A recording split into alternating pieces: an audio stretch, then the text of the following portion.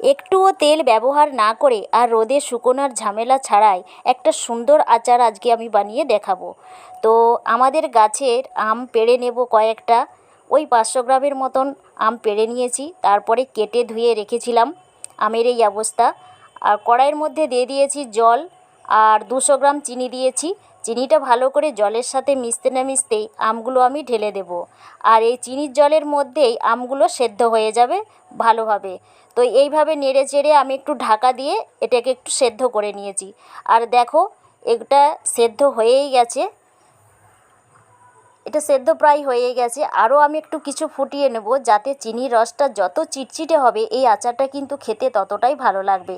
আর এর মধ্যে আমি 1 চামচ নুন দিয়ে দিলাম, আর একটু কালারিংয়ের জন্য কাশ্মীরি লঙ্কার গুঁড়ো একটু ছড়িয়ে দিলাম। এরপর এর মধ্যে দিয়ে দিচ্ছি ভাজা মশলা গুঁড়ো, 5 ফোড়ন জিরে মৌরিকে ভেজে গুঁড়িয়ে নিয়ে এটা দিয়ে দিয়েছি। আর দিয়েছি গোলমরিচ গুঁড়ো।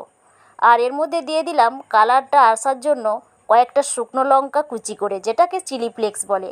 তো এটা দিয়ে আমি এরপরে এটাকে হয়ে এসেছে, নামিয়ে নেব। দেখো, আর সুন্দর একটা চিটচিটে ভাব চলে এসেছে, যেটা রোদে দিলে আমাদের হয় আচারে, সেরকম ভাবটা চলে এসেছে। আর এটা রুটি পরোটার সাথে খেতে